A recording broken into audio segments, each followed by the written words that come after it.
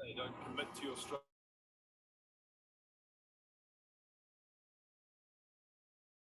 Minute, just to compile myself. Okay, so I will repeat. You can compile your answer, and ji, I sir. will just repeat the question. That 55-year-old man, Yes, sir. known case of chronic liver disease, presented with acute abdomen, and surgeon wants to explore. So what are anesthesia concerns? What are the problems? What are the challenges for you in this patient? And how will you manage? Sir, first of all, I will start with the ABC. If patient is conscious, oriented, well-oriented, I will assess the GCS of the patient and I will assess the core system. First of all, I will see the patient cardiac status. Patient is hemodynamically stable or unstable. Very good. Then, see, okay, sir. Then I will go for ECG for the signs of heart failure, electrolyte abnormalities, or maybe there will be presentation of air fibrillation, no? और there may be pericardial effusion भी हो सकता है उसमें. और अगर दूसरी में देखो रेस्पिरेटरी सिस्टम तो उसमें हम चेस्ट एक्सरे करेंगे और ABGs अगर मैं करवाऊंगी approximate मिलेगा. What will be the reason of atrial fibrillation in patient with chronic liver disease? So maybe history of alcohol हो सकता है तो उनमें जो है ना AFib जो है ना common होता है. Okay. What is the reason Then I for will what will be reason for atrial fibrillation in alcoholic patient? Sir, I don't remember that particular scenario about this, but Okay. I just Okay, fine. Okay, fine. You will do ECG. You will do chest this X-ray. chest X-ray. Okay. Yes, and ABGs. Okay. Then And CBC भी check करेंगे sir जो कि primary होगा उसमें हम ना HB anaemia देखेंगे, WBC for infection देखेंगे, INR, PT INR and renal profile. okay. और On what electrolyte basis? भी Okay, you देखेंगे did the evaluation. On which basis you Yes, will sir. say that this patient is high risk and this patient is intermediate risk and this patient is low risk? So I will classify my answer on the basis of the child book classification. Okay.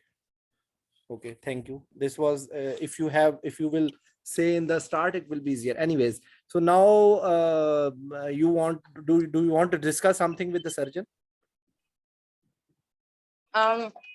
Discuss with the surgeon. Yes. Discuss with the surgeon. Okay. So what will there be some challenges you will be facing at the time of induction? Yes, sir.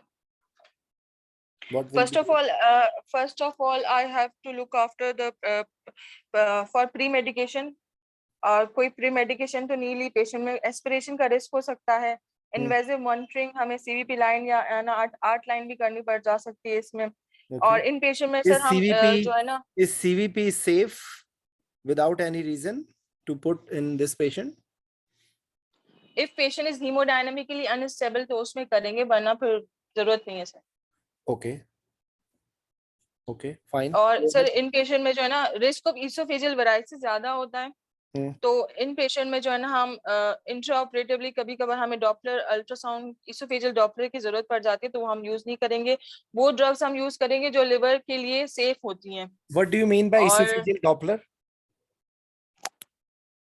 Sir जो oesophageal ultrasound Doppler scan जो करते हैं ना उसके लिए मैं कह रही हूँ. When we do it, why we do it? For the risk assessment करते हैं सर उसके लिए. Okay, okay, fine. Go ahead. My Then, question sir, was I what will- challenges you can face at the time of induction. That was my question. Induction time. Aspiration, okay, one thing. Invasive monitoring, two things. What else? I will go for sir fluid balance. I have to maintain the fluid input and output दोनों check करना होगा. With Okay. urine output monitoring करनी होगी. Why? ठीक है sir. Urine output monitoring. Why? Why you are worried? For Your the answer fluid- is correct, but what is the reason? What you are worried about? For the fluid balance, sir, intraoperative. I'm not sir, getting your question, sir. You are worried about urine output, so you are correct. But what may be the reason exactly? That my kidneys are working or not properly. So No, in this kidney patient. function. In this patient minded. Sir This patient patient is going. Hypovolaemic shock में हो सकता है, bleeding के साथ आया, liver failure, liver की problem हो सकती है उस पेशेंट को, तो उस वजह से करेंगे ना. Okay. This patient is going for either laparotomy or laparoscopic. Okay. So Okay. if you have a patient with intestinal obstruction, do you expect something especially to intestinal obstruction, other than, even if this patient does not have liver problem, even then, if you have a patient with acute abdomen, are there something which you will be expecting in this patient? Only intestinal obstruction. You are not mentioning anything about intestinal obstruction. Are there anything related to intestinal obstruction? Sorry sir, intestinal obstruction, particular to intestinal obstruction. Yes. I told in the start data what I told you, that this patient is having acute abdomen. Surgeon is expecting most probably intestinal obstruction. So are there some things related to intestinal obstruction or no? Sir, hepatic in में भी patient हो सकता है आपका. So, in preoperative evaluation and assessment and planning, did you mention anything about it, that this patient might need postoperative ICU? नहीं sir, no. Okay. I didn't mention. Yes, you have to mention. Okay. And then when I was saying that there are some risks which can occur in this patient, what are those risks? Those risks, one of them is encephalopathy. One of them is GI bleed, upper or lower, anyone. This is two things. Yes, sir. And then this patient, like any other patient with intestinal obstruction, this patient may be vomiting. Patient may be severely dehydrated. Okay. And is there any chance of ascites in a patient with CLD? Yes, sir. So ascites in CLD? Yes, sir. So is there anything related to when they open the abdomen, the patient will be deflated? Sir, yes, sir. Yes, sir. Patient, sir, ascites होगा तो maybe जो complications हो सकती हैं उसमें spontaneous bacterial peritonitis हो सकते हैं. Chances Spontaneous bacterial peritonitis will occur in post-operative period, Almina. If you did not tell the examiner that is a critical step for you after induction.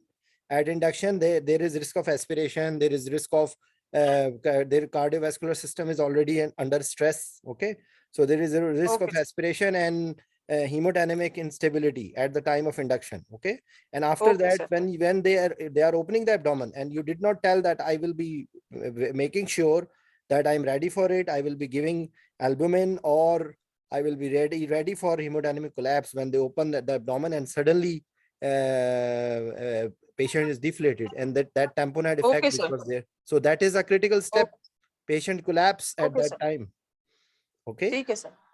Okay sir. So ये चीजें, और हेपेटोरीनल syndrome का आपने कहीं नाम नहीं लिया.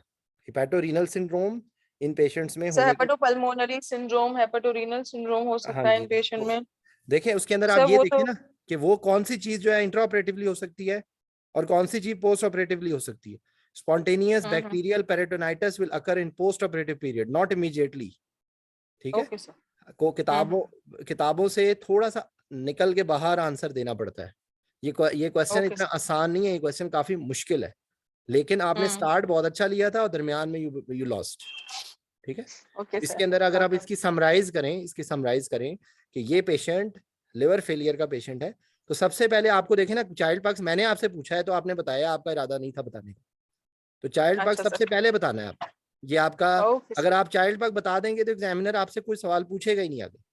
आप उसको ये कहेंगे कि I will be evaluating, there is multi systemic involvement in patient with chronic liver disease, so I will be evaluating all the systems and I will be quantifying the risk on the basis of child pug score, and this you can do immediately. आप उसमें ascites देख लेंगे, encephalopathy देख लेंगे, albumin levels देख लेंगे, bilirubin देख लेंगे. Thank you very much. ठीक है. INR, जी sir, एल्बुमिन, एनकेफेलोपैथी, आपको आइडिया हो जाएगा कि भाई ये पेशेंट कहाँ पे फॉल कर रहा है, ठीक है। और जी sir, क्योंकि जो सर्जरी और जो मैंने आपसे जब लफ्ज बोला था कि पेशेंट सर्जन के साथ डिस्कस करना है, तो वो उसके अंदर आपको हम्म, ये बताना है कि भाई सर्जन लेप्रोस्कोपी क्लिनिकल नहीं कर सकता। हम ठीक है सर, इंटरनेशनल जो दुनिया के सेटअप्स में ना खाली ओपन नहीं होता। तो आपने सर्जन इवन अगर लेप्रोटमी भी करना चाह रहा है तो आप उसके साथ कहेंगे कि I will be discussing about the surgical urgency and what is their plan, एक इतना जुमला ही बोल दें काफी है, ठीक है। ठीक सर, और उसके उसके बाद जो है वो आप उस हिसाब से आप प्लान करेंगे चीजों को, ठीक है। तो जी इसके सर, आपने जो स्टार्ट बहुत अच्छा लिया था कि पेशेंट को आप इवेलुएट करेंगे और एयरवे ब्रीदिंग सर्कुलेशन और वाईवी लाइंस, और उसके बाद आप आंसर से बहुत दूर चली गई। आपने आप डॉपलर ठीक कभी जिंदगी में डॉपलर किया है? इसोफिजियल सर, डॉपलर पढ़ा है ना, पढ़ा पढ़े को है, छोड़े, आप पढ़े को छोड़े कभी किए, कभी सुना है, नहीं सर, कभी देखा है? फिर ऐसी नहीं बात वहां पर आपका क्या ख्याल है कि आप एग्जामिनर को ये इतना लंबा मुश्किल सा लफ्ज बोल देंगे वो खुश हो जाएगा और आपको ठीक स्टार, जिस तरह छोटे बच्चों को स्टार बना के देते हैं, उसका स्टार बना के देगा? आपने एग्जाम पास है, करना ओके, है मेरी बहन। अब ये वहां पर जी इस तरह सर, की चीजें कभी भी नहीं बोलते जिसका आपको अगला आंसर पता ही नहीं है, और आप साथ ओके ये सर, बोल रही हैं। अच्छा मजे की बात है, आप साथ आपने ये भी बोला है कि इस पेशेंट में वेरिसिल ब्लीड होने के चांसेस है, और साथ आप ये भी कह रही हैं कि ये हम करते हैं लेकिन इसमें हम नहीं करेंगे। अब ये मुझे बताइए, खुद बताइए, आंसर अच्छा लग रहा था? सही है सर, ठीक है, आप ये कहें कि आपने CVP बोली और फौरन आपने बैकआउट कर ली, मतलब वहां पर एग्जाम के अंदर प्रैक्टिस ये रखें, आप लफ्ज बोलें, स्टेप बाय स्टेप चलें। In addition to standard 1 standard 2 monitoring, this patient might need invasive blood pressure monitoring because of swings of blood pressure, and for even for careful calculation of fluid balance, आप उसमें कह के आप you will be focusing on urine output and non-invasive ways, like you can do it with the intra-arterial blood pressure monitoring. The same thing can give you information with the help of stroke volume variation, okay. But if you are expecting that this patient is hemodynamically unstable और अब आपको वेजोप्रेसर देने की जरूरत पड़ेगी, तो now you should be carefully taking CVP, ठीक है। तो अब आपका आंसर, अब एग्जामिनर को ही पता होगा कि भाई ये सेफ है, इसको ये पता है कि मैं CVP बगैर किसी रीजन के, मैं लिवर फेलियर के पेशेंट में जो CLD का पेशेंट है, अगर बगैर रीजन के मैं उसको CVP के लिए कोशिश करूंगी तो उसको पता लगेगा उसको ब्लीडिंग हो सकती है, ब्लीडिंग रिस्क है ना, सही सर, ठीक है। तो आपने अपने दिमाग के अंदर ये रखना है कि सिंथेटिक फंक्शन, कोagulopation का फंक्शन और एनकेफेलोपैथी, और वो चीजें कि जो आपने इंट्राऑपरेटिवली एक्सपेक्ट करनी है वो आपने प्री ऑपरेटिव पीरियड में आपने एग्जामिनर को बता दें कि भाई ये पेशेंट को एस्पिरेशन हो सकती है, इस पेशेंट को पोस्ट ऑपरेटिवली एनकेफेलोपैथी हो सकती है, इस पेशेंट में ब्लीडिंग के ज़्यादा चांसेस हो सकते हैं, इस पेशेंट के अंदर जो है वो बाकी जो हिपैटोरीनल सिंड्रोम होने के चांसेस, और हिपैटोपल्मोनरी सिंड्रोम तो आपको कैसे पता चलेगा एग्जाम जो प्री ऑपरेटिव पीरियड, जो उसमें इंट्रा ऑपरेटिव पीरियड में तो यही होगा ना कि आपको पेशेंट की वेंटिलेशन में प्रॉब्लम हो सकती है, शंटिंग हो रही है, ठीक है। वो आपने पहले ABGs बताई लेकिन आपने आगे उसके रीजन कोई नहीं बताई कि मैं ABGs क्यों करना चाह रही हूँ, क्योंकि सही सर, इन पेशेंट के अंदर because of CLD there is involvement of lungs, क्या नाम है उसका, पल्मोनरी सिस्टम।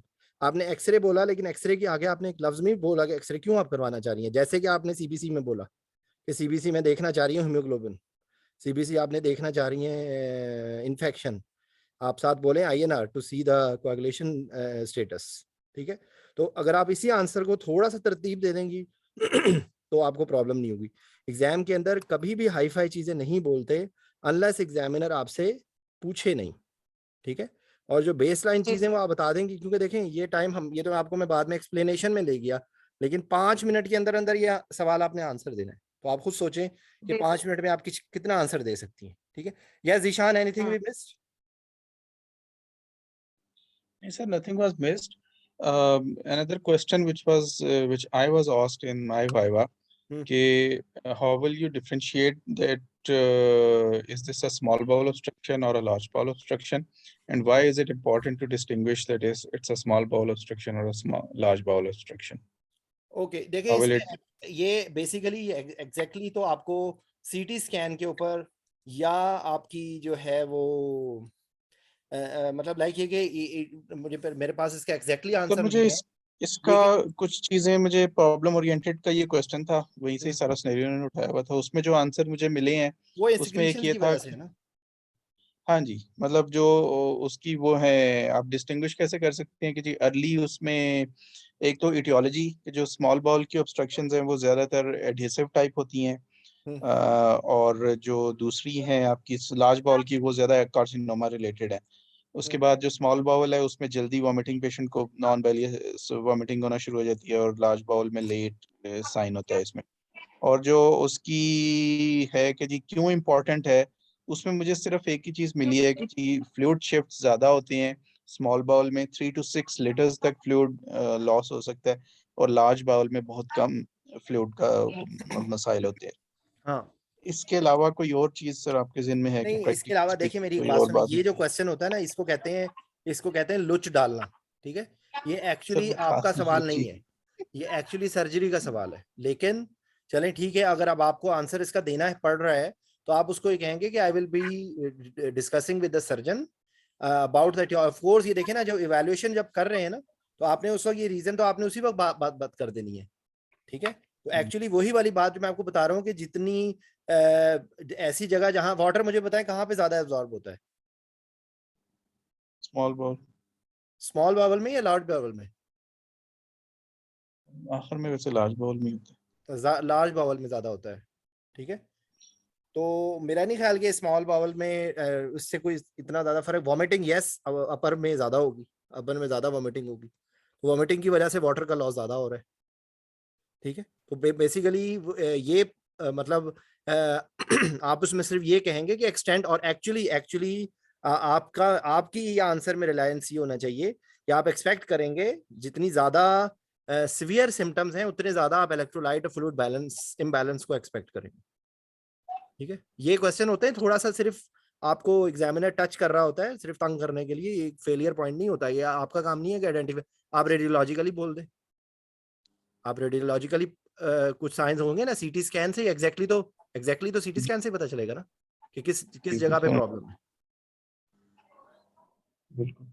ठीक है। तो और बाकी ये कि मतलब ये इम्पोर्टेंट क्यों है हमारे लिए एनेस्थेटिक पॉइंट ऑफ व्यू से? एनेस्थेटिक पॉइंट ऑफ व्यू से eight the end of the day, देखिए मेरी बात सुने, अल्टीमेटली आपको क्या प्रॉब्लम फेस करनी पड़ रही है? इलेक्ट्रोलाइट फ्लूइड इम्बैलेंस है ना। तो वो जितनी ज्यादा सिवियरिटी होगी उतना ज्यादा वो सिवियर होगा, और आपको तो आपने तो फिर भी उसके जो जनरलाइज साइन सिम्टम्स हैं उसी से ही आपने पिक करना है ना, कि उसकी फ्लूइड बैलेंस क्या है, या उसकी सीवीपी से देखेंगे, या उसका यूरिन आउटपुट से देखेंगे, या उसके जो क्लिनिकल पैरामीटर्स है उससे देखेंगे, या आप अल्ट्रासाउंड का प्रोब रख के आप देखेंगे कि फ्लूइड रिस्पॉन्सिवनेस कैसी है। यही सारी चीजें होंगी ना, ठीक है। तो ये एक आपने अच्छा याद करा दिया कि ये क्वेश्चन पूछ सकते हैं कि इंटेस्टाइनल सिक्रीशंस कितनी होती है। अब 500 ml to 1 लीटर जो है वो मेरे ख्याल सलाइवा होता है, और 1 to 2 लीटर जो है वो आपकी गैस्ट्रिक फ्लूइड होता है, और इसी तरीके से 2 to 3 लीटर्स मेरे ख्याल से स्मॉल इंटेस्टाइन का होता है, और इसी तरीके से लार्ज इंटेस्टाइन का होता है। मुझे याद नहीं एग्जैक्टली, ये आप देख लें, ये क्वेश्चन के अंदर ये चीज इंपॉर्टेंट है। सर ऐसे ही 1.5 लीटर तक सलाइवा है, gastric secretions 2 litres per day हैं, pancreatic secretions 1.5 litres per day, bile की 0.5 लीटर्स, और small intestine 1 litre per day, and colon 0.9 जी, लीटर्स पर डे। तो मतलब बेसिकली ये इसमें क्वेश्चन है, ठीक है। तो सीएलडी के टॉपिक में प्रैक्टिकली स्पीकिंग, अब हम इसकी समरी निकालें तो आप ये कहेंगे कि हीमोडायनेमिक इंस्टेबिलिटी हो सकती है कि ब्लीडिंग हो रही हो उस वजह से, या हीमोडायनेमिक इंस्टेबिलिटी हो सकती है कि उसका हार्ट फेलियर हो रहा हो, ओवरलोडेड सर्कुलेशन होगी, ठीक है। और उसके बाद जो आपने एट्रियल फिब्रिलेशन बोला था ना, देखिए होता ये है कि किताब के जब पेजेस को आप रिप्रोड्यूस करेंगी ना, तो अलमीना आप फंस जाएंगी।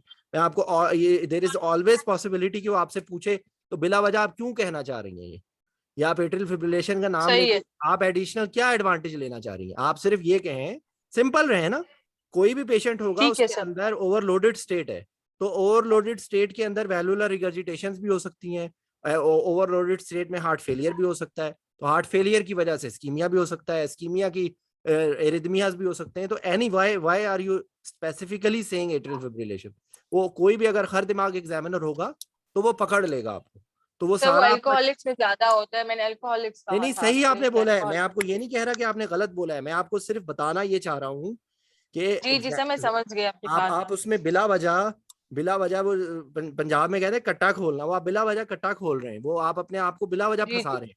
तो एग्जाम के ठीक है अंदर सर। आपने सिंपल रहेंगी तो आपके पास मार्जिन होगा। अगर वो काउंटर क्वेश्चन पूछता है तब आप बताएं। सेफ्टी की चीजें पहले ही बता दें। आपने इन्वेस्ट ये तरतीब याद रखेंगे, फ्लूइड कौन सा देना है, मॉनिटरिंग कौन सी करनी है, पोस्ट ऑपरेटिव पीरियड में कहाँ भेजना है, ये आप शुरू में ही देख ले। अगर आप ये शुरू में ही प्रैक्टिस कर लेंगी ना इस चीज की, तो आपको खुद ही पता होगा कि ये पेशेंट डेफिनेटली आईसीयू का नाम जरूर लेना है, तो आपको आप प्री ऑपरेटिव में भूलेंगी ही नहीं। इस पेशेंट में मॉनिटरिंग किसकी जरूरत है, वो आप पहले ही बोल दें कि भाई इस पेशेंट में इन चीजों की जरूरत पड़ सकती है। ठीक है, बाकी इंडक्शन कैसे करनी है, इंडक्शन को कैसे करना है, वो आपको मैंने आपको बता दिया कि इंडक्शन के वक्त प्रॉब्लम हो सकती है, और उसके बाद जब एब्डोमेन को ओपन करते हैं तो उस वक्त ड्रेन करने से सडन पेशेंट कोलैप्स हो सकता है, तो आपने उस टाइम पे पेशेंट को वॉल्यूम को रिप्लेस करना है। ठीक है, बाकी हिपैटोपल्मोनरी सिंड्रोम, हिपैटोरीनल सिंड्रोम, और जो कोएगुलोपैथी, ब्लीडिंग, अपर जीआई ब्लीड या लोअर जीआई ब्लीड भी हो सकती है ना, तो वेरिसेस के जहां जहां पे पॉइंट्स है वहां पर ब्लीडिंग हो सकती है। ठीक है, तो आप, मेरे ख्याल है कि वो कहना चाह रही थी आप टी, तो टी होती है ट्रांस इसोफेजियल एको होती है ना। ठीक है सर। ठीक है, तो बाकी ये है कि टेम्परेचर अगर मेजर करना है तो आप इसमें इसोफेजियल नहीं डालेंगे। ठीक है, आप जहां पे भी ठीक। ब्लीडिंग का ऐसा हो तो आप टेम्परेचर प्रोब जो है, आप इवन रेक्टल भी नहीं डालेंगे। आमतौर पे यहीं से टेम्परेचर किया जाता है ना, आप ज्यादा से ज्यादा ओरल ओरोफ्रेंजियल आप कर ले, अगर आपसे ये कहीं पूछता है। ठीक है, मैं आपको बताऊं ये क्यों होता क्यों है, ये टेबल वाइवे में नहीं, एक मेरा दोस्त था, उससे लॉन्ग केस के अंदर, उसको जब वो गया है तो उसने सारा एग्जामिन किया, उसने कहा कि आपने पीआर किया था इस पेशेंट का, तो उसने कहा नहीं सर मैं भूल गया। उसने ये नहीं कहा कि पीआर तो मैं करूंगा ही नहीं, सीएलडी का ही पेशेंट था। ठीक है, तो वो बेसिकली मतलब कि कुछ चीजें होती हैं जो एग्जामिनर आपको सिर्फ तंग करने के लिए पूछते हैं, और वो ये देखते हैं कि इसका अप्रोच गलत है या सही है। ठीक है, तो अगले सिनेरियो पे जाएंगे, कौन आंसर देगा? जी आबिद आप देंगे, असलम देंगे, फैसल देगा, कौन आंसर देना चाहता है? ओके ओके, सिमिलरली अभी हमने लिवर फेलियर किया, अब हम रीनल फेलियर कर लेते हैं। एक पेशेंट है, the patient is known case of CRF on dialysis, patient is coming for patient on recently gone to dialysis, patient is having double lumen catheter, patient is coming for creation of AV fistula under general anesthesia. Sorry आपके आवाज बीच में cut गई थी, dialysis से अभी वापस आए हैं। जी जी, CRF का पेशेंट है, yes sir, for creation of AV fistula under general anesthesia. What are the anesthesia concerns and how will you manage? Again,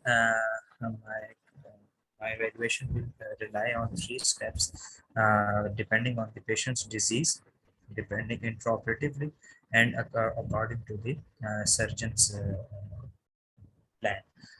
Regarding the patient's disease, as the patient is having chronic renal failure, and again the patient is on dialysis and just had the dialysis session, I'll start with the CBC. I'll check its hemoglobin, his PLC count and platelet counts. After CBC, I'll go for serum electrolytes and RFTs, like how much dialysis helped the patient, and after dialysis there happens the syndrome, post dialysis syndrome, if I'm not wrong. Serum, I'll focus on serum electrolytes. I'll go for in my evaluation, I'll check patient's hemodynamic status, patient's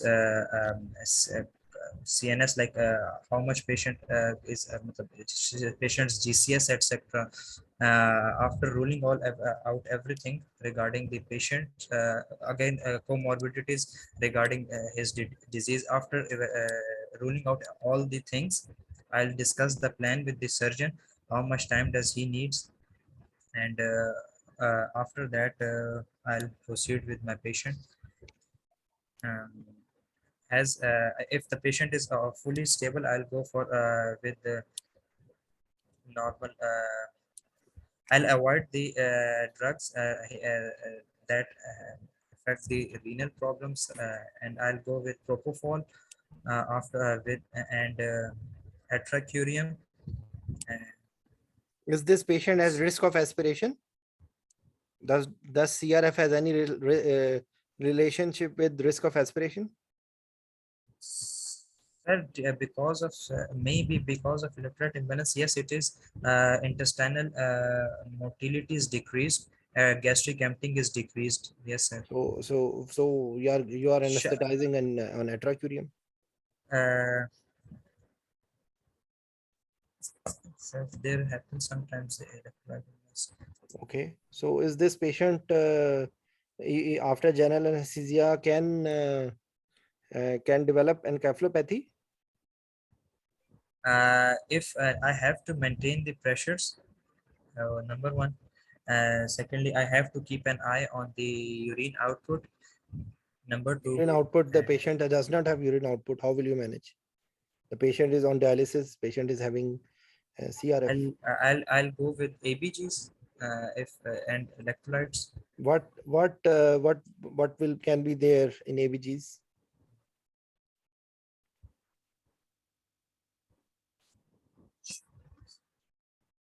What are the findings in ABGs in patient with CRF?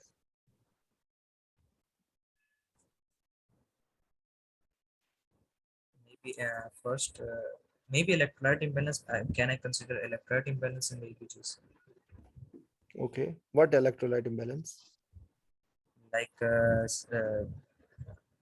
sodium and especially potassium. Okay Zeeshan अब आप ना इसका answer को correct करो क्योंकि इन्होंने तो सही नहीं बताया 55-year-old known case of CRF coming for creation of AV fistula. What will you be evaluating in the preoperative period, and how will you plan? The patient has refused for regional, or otherwise it can be done under regional this block or local infiltration, but patient has refused, so they want to do it under general anesthesia. Now listen, Abid. Yes, sir. Sir, as this patient has just undergone, first of all, we'll have to evaluate our patient on the basis of history, investigations, and examination. We have to see how long has the disease been, how severe is the disease. If he's on dialysis and he's permanently, he must be What are CKD5. common causes of CRF? Sir, common causes of CRF include hypertension, diabetes. This is the thing which he did not tell at all. Okay, so you have to say what was the etiology of CRF. So because some of the things will be related to that etiology. Yes, CRF itself can cause hypertension, but hypertension may be the cause of CRF and diabetic patient. Okay, or any autoimmune disease. So you have to tell these things, that you have to think that what are the common causes. This is a very simple question. This has nothing to do, no too much details, only simple CRF. So you have to slightly elaborate what is the etiology, what is the cause of, because maybe the patient is taking immunosuppressants, because the disease, the patient had some, maybe CRF cannot be occurring in patient with the rheumatoid arthritis. They have chances. Okay, so he did not do, and you also did not do. So you have to tell about the etiology. And any concern, just word etiology, if you mention in the exam, it is enough for you. And then if the examiner wants to ask you, he will ask you. Okay, so you can say a few common causes of CRF. So there will be concerns related to whatever cause. अगर वो diabetes है तो आप diabetes के बारे में पूछ लेगा या बता देंगे. Hypertension है तो hypertension के बारे में बता देंगे. ये एक elective, अच्छा by the way, ये प्रोसीजर, पहला क्वेश्चन ये कि क्या ये इलेक्टिव प्रोसीजर है या ये इमरजेंसी प्रोसीजर है? इलेक्टिव प्रोसीजर है. तो अगर इस पेशेंट को डायलिसिस के बाद आप बोलेंगे कि बेशक उसका डायलिसिस हो रहा है, क्या एक डायलिसिस का सेशन इस बात की गारंटी है कि पेशेंट ठीक हो गया? Not at all. सो आपने ये मेंशन करना है कि भाई क्या पेशेंट उस टाइम पे कोई उसके अंदर कोई इलेक्ट्रोलाइट इम्बैलेंस ऐसा तो नहीं है which is dangerous. Patient no doubt ये पेशेंट एनीमिक होते हैं, क्या इसकी हीमोग्लोबिन बिल्कुल कम तो नहीं है? क्योंकि इसके अंदर एरिथ्रोपोइटिन की प्रॉब्लम तो होती है ना, तो उसकी वजह से पेशेंट, क्या इस पेशेंट को ब्लड ट्रांसफ्यूजन की जरूरत है, क्या इसके कोई एक्यूट प्रॉब्लम तो नहीं है जिसकी वजह से आप उस वक्त उसको ना करवाएं? यही तो इसके अंदर क्वेश्चन के अंदर ट्रिक है कि ये इमरजेंसी प्रोसीजर नहीं है, इलेक्टिव प्रोसीजर है. तो इलेक्टिव प्रोसीजर में आप नहीं करवाएंगे अगर पेशेंट स्टेबल नहीं है तो. Yes sir. ठीक है ना, अगर कोई साइंस ऑफ फेलियर है, फौरन बात तो वैसे भी नहीं करवाएंगे। एग्जैक्टली समझ आ गई बात आपको। तो ये इसके अंदर पॉइंट्स हैं जो कि आप मिस कर रहे हैं। बिल्कुल। ठीक है, बाकी चीजें आप बता देंगे। अब आपसे अगर मैं कहूंगा ना, सारे लोगों को मैं यहाँ पे कहूंगा कि वो किताब फर चार्ट मॉर्गन के ठक ठक आने शुरू हो जाएंगे बाहर, लेकिन वहां पर ठक ठक मॉर्गन के चार्ट्स नहीं वो सुनना चाह रहे होते। वो सुनना चाह रहे होते हैं कि इसको मरीज की मैनेजमेंट आती है या नहीं आती। Yes sir. ठीक है, तो ये इसलिए ये ज़हन में रखें बात आप, कि पेशेंट की केयर की। अच्छा, इस पेशेंट में आर्टीरियल लाइन आप लेंगे? अगर लेंगे तो कहाँ लेंगे? On the opposite side. Opposite hand. जी, ऑपोजिट हैंड, ताकि अगर एक साइड का फिस्टुला बाद में कभी जरूरत पड़े तो आपने आर्टीरियल लाइन डाल के उसकी वेसल्स को खराब किया हो। इस नहीं पेशेंट के करेंगे सर, अंदर फीमोरल। अगर आपने लेने की जरूरत हो, फेमरल भी ले सकते हैं, लेकिन डोर्सालिस पीडस थेरेटिकली है। अव्वल तो ये कि पेशेंट हाइपरटेंसिव होते हैं, इनमें आमतौर पे आर्टीरियल लाइन इतनी ज्यादा इंपॉर्टेंट नहीं होती as compared to any other patient. लेकिन आप कहें कि अगर आपने लेना है तो with cautious try not to do any IV lines or any arterial line in upper limb.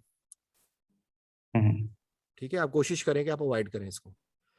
ठीक है, तो ये एक पॉइंट है, एडिशनल पॉइंट है in addition to whatever you are studying. तो इसके अंदर भी वही है कि मेटाबॉलिक प्रॉब्लम्स हैं, इलेक्ट्रोलाइट इम्बैलेंस है। अब आपसे मैं सवाल पूछ रहा हूँ आबिद के, इलेक्ट्रोलाइट इम्बैलेंस कौन सा होता है, और आप खामोश हैं। आप उसमें कैल्शियम के बारे में बताएंगे। हाइपोनेट्रीमिया हो सकता है, हाइपोकैलीमिया हो सकता है। अब क्या हुआ, अ, अब क्या, अब का पछतावे क्या हुआ जब चिड़ियां चुग गई खेत? जब पूछ रहा था उस वक्त सर तो बता नहीं रहे थे। उसमें सर वो पोस्ट डायलिसिस एक सिंड्रोम होता है, वो पोस्ट मुझे था डायलिसिस को ज़हन में। छोड़ दो, फिर देखो, फिर मैं वही बात कह रहा हूँ आपसे। वहां पर उस टाइम पे सवाल मैंने ये पूछा था कि एबीजीज की क्या फाइंडिंग होती है सीआरएफ के पेशेंट में? क्या इनमें मेटाबॉलिक होती है प्रॉब्लम कोई? एसिड बेस डिसऑर्डर भी होता है, एसिडोसिस हो सकती है, लैक्टिक एसिडोसिस हो एसिड सकता है। तो आप इंक्रीज। क्यों बोल, ये कौन सा मुश्किल आंसर था मुझे बताएं, कोई मुश्किल आंसर था ये? ठीक है, प्रॉब्लम फिर मैं आप लोगों को, देखो अभी अभी भी आप पिक कर लो, किताबों से बाहर निकल आओ, अभी भी वक्त है, अभी भी वक्त है, अभी भी सुधर जाओ। किताबों के अंदर से जितना बाहर निकल के अपनी अकल इस्तेमाल करके जो आंसर दोगे वो बहुत सही होगा आंसर। ठीक है, पोटेशियम की प्रॉब्लम हो सकती है, सोडियम की प्रॉब्लम हो सकती है, बट ये नॉट एबीजीज, मगर इसके अंदर हाइपर फॉस्फेटीमिया होता है, हाइपोकैल्सीमिया होता है। उसके बाद जो है आपकी जो कोआगुलेशन जो डिसऑर्डर्स होते हैं वो क्या क्या होते हैं इसमें? क्या सीआरएफ के पेशेंट में कोआगुलेशन प्रोफाइल क्या डिस्टर्ब होगा? ब्रीडिंग डिसऑर्डर्स होते हैं बेसिकली इनमें, मतलब वेरी इजीली गुड, ब्रीड होते हैं, क्योंकि जब वो डायलिसिस स्पेशली होते हैं तो इनको हेपरेनाइज किया जाता है। ठीक तो है। उसमें हम एसीटीज वगैरह करा सकते हैं। एक और चीज भी होती है, एक तो ये कोआगुलेशन की वजह से आपने बता दिया ना, डायलिसिस की रेजिडुअल सिट्रे उसकी वजह से जो जी जी। हेपरन की वजह से प्रॉब्लम है। ठीक है, एक प्रॉब्लम और, थ्रोम्बोसाइटोपैथी होती है सर, प्लेटलेट फंक्शन डिस्टर्ब्ड होते हैं, प्लेटलेट उस टाइम डिसफंक्शन होता है। डिस्टर्ब होता है। तो प्लेटलेट काउंट में भी नॉर्मल, मगर प्लेटलेट डिसफंक्शन होगा। ठीक है, और वेस्कुलर डिसफंक्शन होता है, यानी कि जो जो गठ जोड़ होता है between von Willebrand factor, factor 8 and platelets, it's not there, तो क्लॉट नहीं बनेगा।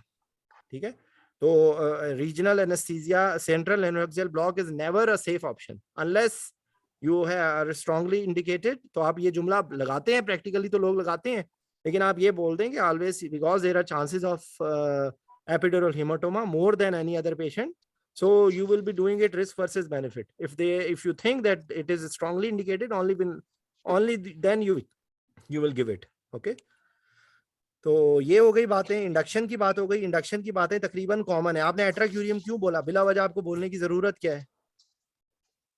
ठीक है, आप इसमें ये बोलेंगे कि अगर उस टाइम पे पेशेंट का आप देखेंगे क्या सिचुएशन है, सक्सामेथोनियम की वजह से इसमें हाइपरकैलीमिया हो सकता है।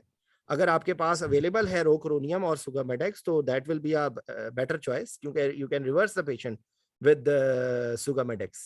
ठीक है, तो आपने एस्पिरेशन के रिस्क को, इलेक्ट्रोलाइट इम्बैलेंस को और रीनल फंक्शन ना होने को आपने कोरिलेट करके आंसर दे देना है। वो आपसे सुगामेडेक्स निकलवा रहे हैं वहां पे, आपने तो इतनी बात कह के फारिग हो जाना है। वो आपसे इंडक्शन थोड़ी करवा रहे हैं, करने को तो जो मर्जी करो, आप एट्राक्यूरियम से अंडर करो या सिस एट्राक्यूरियम। आंसर एक्चुअली अगर आप देना चाहते हैं तो आंसर इज सिस एट्राक्यूरियम। ठीक है, लेकिन आप उसमें ये देखेंगे, आप उसमें ये कहेंगे कि आपने you have to outweigh risk versus benefit, और इस पेशेंट के अंदर एस्पिरेशन का रिस्क हो सकता है। और ये साथ उसके ऑपोजिट ये चीज़ है। तो अगर आपको लगता है कि रिस्क एस्पिरेशन का रिस्क ज़्यादा है, आपके लिए प्रॉब्लमेटिक है, तो you can give suxamethonium and you can even depotash the patient. अगर पेशेंट का पोटेशियम ज़्यादा है तो आप उसको पोटेशियम को आप क्लियर कर सकते हैं, या इस सिचुएशन में आप उसको कहेंगे कि अगर पोटेशियम ज़्यादा है और आपको लगता है कि सेफ नहीं है तो आप पेशेंट का डायलिसिस रिपीट करवाएंगे। ठीक है, तो ये बेसिकली सिंपल सी चीज़ है। मॉनिटरिंग की बात हो गई, फ्लूइड की बात हो गई। इस पेशेंट में यूरिन आउटपुट तो अगर होगा भी तो सिग्निफिकेंट नहीं होगा ना, तो यूरिन आउटपुट को मॉनिटर करने का आपको क्या फ़ायदा होगा? अब आप खुद फंसते जा रहे हैं ना। वो आपको ये कहेगा कि इसको तो ये भी नहीं पता कि CRF के पेशेंट में तो यूरिन आउटपुट कोई सिग्निफिकेंस होती ही नहीं है ज़्यादा, आए तो भी ठीक है, ना आए तो भी ठीक है। ठीक है, तो आप उसको फ्लूइड आपने जुडिशियसली देना है, आपने अकॉर्डिंग टू द सिचुएशन आपने फ्लूइड देना, नहीं तो फ्लूइड नहीं देते ना इसमें। और आपने कौन सा फ्लूइड देना है, क्या इस पेशेंट में रिंगर लैक्टेट देंगे या नॉर्मल सलाइन देंगे? Normal saline. नॉर्मल सलाइन देंगे क्योंकि लैक्टेट इस पेशेंट के अंदर एसिडोसिस हो सकता है, यस सर। तो फिर नॉर्मल सलाइन से भी प्रॉब्लम हो सकती है। आप उसमें बोलेंगे कि ये मतलब लाइक ये कि fluid management is a tricky thing. आप नॉर्मल सलाइन, अगर पेशेंट एसिडोसिस में है तो आप नॉर्मल सलाइन को भी अवॉइड करेंगे। Plasma light is a better choice in that scenario. ठीक है, प्लाज्मा लाइट के अंदर लैक्टेट भी नहीं होता और दैट इज मोर फिजियोलॉजिकल। और आप रिंगर लैक्टेट दे सकते हैं अगर आपने नॉर्मली भी तो पेशेंट की सारी चीजें मेंटेन हो रही है ना, आप रिंगर लैक्टेट भी दे सकते हैं इस सिनेरियो में कॉशियसली। नॉर्मल आपने दोनों के तीनों में प्रॉब्लम तो है ना, रिंगर लैक्टेट के अंदर पोटेशियम की प्रॉब्लम है, नॉर्मल सलाइन के अंदर क्लोराइड 150 है, तो that is also a problem. ठीक है, तो आप उसमें अपने आप को रखने के लिए आप ये बता दें कि नॉर्मल सलाइन अगर देंगे तो ये प्रॉब्लम हो सकती है और रिंगर लैक्टेट देंगे तो ये प्रॉब्लम हो सकती है। अब आपको एग्जामिनर कुछ नहीं कहेगा। ठीक है, और इवन आप कोलाइड देंगे, colloid is a better choice. अगर आप कुछ उसमें हाइपोटेंशन सस्पेक्ट कर रहे हैं और या आप उसमें हीमोग्लोबिन कम है तो आप उसको ब्लड दे देंगे, आप उसको PRBC दे देंगे या आप उसको कोलाइड दे देंगे, क्योंकि वो फिर सर्कुलेशन के अंदर स्टे करेगा। ठीक है, इलेक्टिव केस है सर, हम इसको पहले बिल्ड भी कर सकते हैं एरिथ्रोपोइटिन से और आयरन से। एरिथ्रोपोइटिन से आप बिल्ड भी कर सकते हैं। ठीक है ना, अगर एनीमिया है और उसकी इतना ज्यादा सीवियर एनीमिया है, नहीं कि पता लगे हीमोग्लोबिन 5 है, तो यू विल नॉट प्रोसीड। आप उसको नो डाउट इसके अंदर होगा, मतलब लाइक कि आपको एक ओवरऑल डिसीजन करना पड़ेगा कि आप क्यों क्या करना चाह रहे हैं। ठीक है, तो ये इसके अंदर चीजें हैं। कहने को ये बहुत आसान सिनेरियो है, इसके अंदर आपको CRF के बारे में आप इनिशियली वही वाले बात में आप बता दें कि भाई इस पेशेंट को मैं क्वांटिफाई करूंगी कि इस वक्त इसकी क्या कंडीशन है, इसकी क्या पॉसिबल इटियोलॉजी है और उस वक्त क्या इसके जो सिस्टम्स हैं, क्या फेलियर, कोई फेलियर की तरफ तो नहीं जा रहे, पेशेंट यूरेमिक तो नहीं है, पेशेंट हार्ट फेलियर में तो नहीं है, पेशेंट को कोई और इलेक्ट्रोलाइट इम्बैलेंस बहुत सीवियर तो नहीं है। अगर वो होगा तो आप पहले उसको ऑप्टिमाइज करेंगे। ठीक है, तो ये इसका आंसर है। any comment? Alvina, Sehrish, Sidra, anyone wants to add something? Hamad? Sir एक क्वेश्चन है कि हम इन्हें ये कह सकते हैं कि हम अगर RSI करेंगे तो हम जिस तरह इलेक्टिव केस है तो हम पहले पेशेंट को डीपोटेश कर लें अगर हाइपरकालेमिया है, अगर रोपिर में अवेलेबल नहीं है। तो यही तो मैं आपको कह रहा हूँ। अगर आपने एक जुमला क्लोज एंडेड बोल दिया ना, जैसे मैं आपको से इसलिए पकड़ रहा हूँ क्योंकि आपने कहा कि मैं इसको एट्राक्यूरियम दूंगा, तो अब आप फंस गए हैं, अब आप वापस नहीं आ सकते। आप ये कहेंगे कि एयरवे मैनेजमेंट, इसके अंदर ये बात होगी, ये मेरे दिमाग में कंसर्न है, इसके अंदर पोटेशियम की भी प्रॉब्लम है, इसलिए सक्सामिथोनियम देना भी 100% सेफ नहीं है और इसके अंदर एस्पिरेशन का भी रिस्क है, इसलिए मैं लॉन्ग एक्टिंग अगर ऐसे मेडिकेशन दे रहा हूँ कि जिसका इफेक्ट आने में टाइम लगता है और ये पेशेंट के अंदर, अगर पेशेंट अगर रिस्पायरेटरी डिस्ट्रेस में है या पेशेंट को कोई ऐसी कंडीशन है, तो ऐसी कंडीशन में तो आप एट्राक्यूरियम देना सेफ आंसर नहीं है ना। तो आप उनको ये कहेंगे कि मैं देख लूंगा कि भाई ये सिचुएशन तो नहीं है, ये इसमें हो सकता है क्या CRF के पेशेंट्स में प्लूरल एफ्यूजन और ये इस किस्म के इंसिडेंट्स होने के ज्यादा चांसेस है ना। जी सर। तो आप उनको कह देंगे कि मैं पेशेंट को इवैल्यूएट करूंगा, सिचुएशन अगर देखूंगा, अगर पेशेंट टॉलरेट कर सकता है तो आप उसमें एट्राक्यूरियम देंगे, लेकिन एट्राक्यूरियम में ये प्रॉब्लम हो सकती है। अगर आप उसको सक्सामिथोनियम देंगे तो उसमें ये प्रॉब्लम हो सकती है। ठीक है, ठीक है जी। Anyone else, any comments, any question? Sir एक बात ये पूछनी थी कि इसमें कुछ हमें जो है वो इनिशियली प्री ऑप में ये कुछ ऐसा कहना होगा कि लेरेंजोस्कोपी रिलेटेड अगर पेशेंट को कोगुलोपैथी है तो ब्लीडिंग के चांसेस हैं या कुछ है, ये बात बोलनी है या नहीं बोलनी? नहीं आप देखिए ब्लीडिंग तो कहीं कोएगुलोपेथी में। नहीं सही वो कह रही है कि लेरिंगोस्कोपी आपने केयरफुल करनी है, तो वो तो आप किसी भी पेशेंट में जहां पे भी ब्लीडिंग का रिस्क है तो आप उसमें कर सकते हैं ना। आमतौर पे जो है वो इतनी सिग्निफिकेंट नहीं होती कि जिसमें लेरिंगोस्कोपी से ही ब्लीड हो जाए, आप केयरफुली करेंगे ना। ठीक है। अच्छा, और सर पोस्ट ऑप केयर क्या, इसमें क्या बोलना होगा? पोस्ट ऑप केयर में क्या पॉइंट्स बोलेंगे हम ऐसे पेशेंट के लिए? Post operatively patient can have because all the medications which you are giving, first of all you will be avoiding any medication which are excreted, which have active metabolites and which are excreted through kidneys. Kidney. So morphine हो गई, pethidine हो गई, केटामीन हो गई, even केटामीन के अंदर भी जो है वो एक्टिव मेटाबोलाइट होता है, ये नॉरकेटामीन। तो बेसिकली ये आपने ये एक बात बोलनी है और उसके बाद आपने ये कहना है कि ये पेशेंट को आप इसमें एचडीयू में मॉनिटरिंग की जरूरत पड़ सकती है। पेशेंट क्या नाम है उसका, डिकम्पेंसेट हो सकता है because of any end organ damage. Not every patient will be alike. उसमें कहेंगे there will be individualised approach and if you have any doubt you will be shifting the patient to HDU. क्योंकि इसके अंदर respiratory problems भी हो सकती हैं, arrhythmias भी हो सकते हैं ना। तो आप ये कोई भी एक पॉइंट बता दें कि if you have any doubt you can monitor the patient post operatively in HDU, that's it. देखिए ये आंसर जो है ना, पॉलिटिकल आंसर देना बहुत आसान है। ये क्योंकि आपने सिर्फ अपने आप को डिफेंड करना है, अपने आप को ऐसा आंसर देना है जो ना हाँ हो ना हो। ना आप ये कहें कि मैं इसको हर सूरत HDU भेजूंगी, ना आप ये कहें कि मैं इसको तालियां बजाते हुए घर भेज दूंगी। दोनों आंसर एक्सट्रीम पे हैं, ठीक है।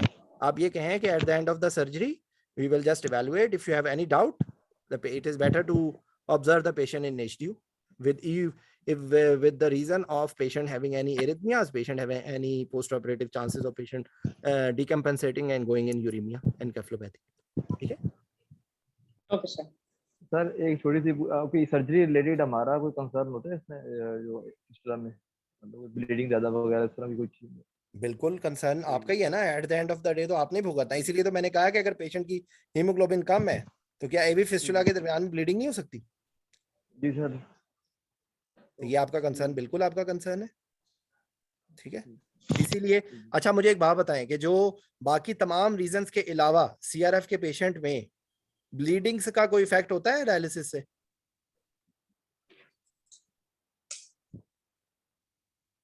डायलिसिस से एक तो वजह से डायलिसिस नहीं वो तो नेगेटिव इफेक्ट है ना, लेकिन एक्चुअली प्लेटलेट फंक्शन इंप्रूव करते हैं विद डायलिसिस, ठीक है।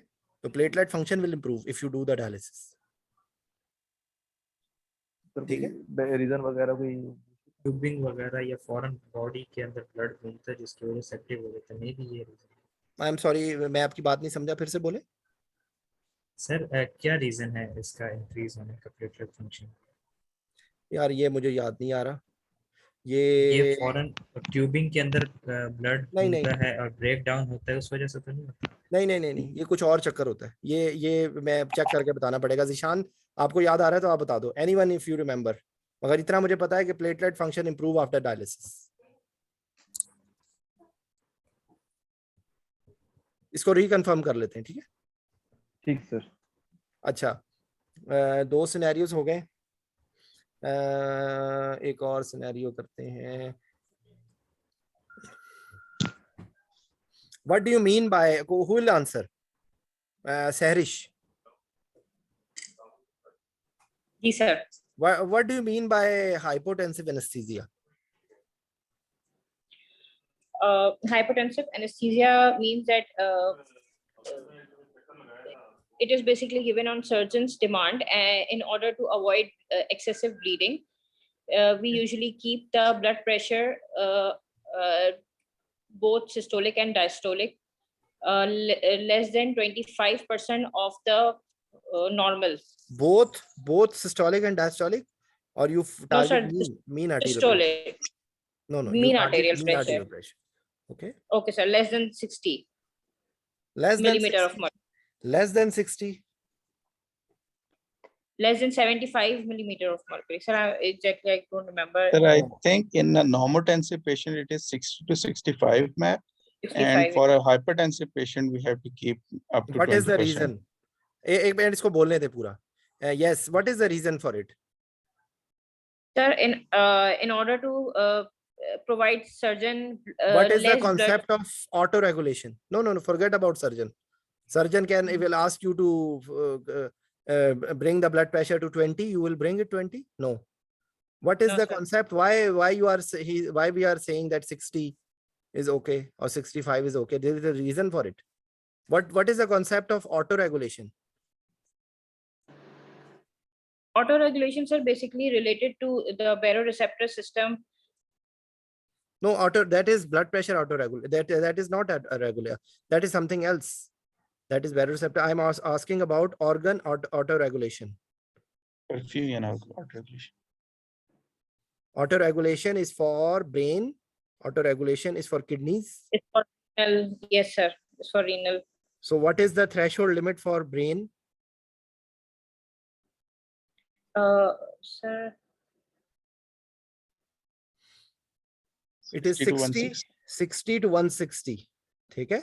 okay. 60 to 160. यानी कि इस blood pressure की range में the brain will be able to maintain the blood flow and blood perfusion. If it goes beyond that limit, it will be related to the pressure then. Okay. Okay. So that's the reason you don't want to bring it less than 60. Okay. You should be keeping it more than 60. And for that, okay, chale, what are the prerequisites would you like to do if you want to give hypotensive anesthesia?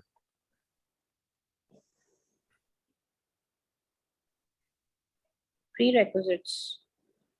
What are contraindications in which patient you will not give hypotensive anesthesia? Sir, patient with certain cardiac conditions. Okay.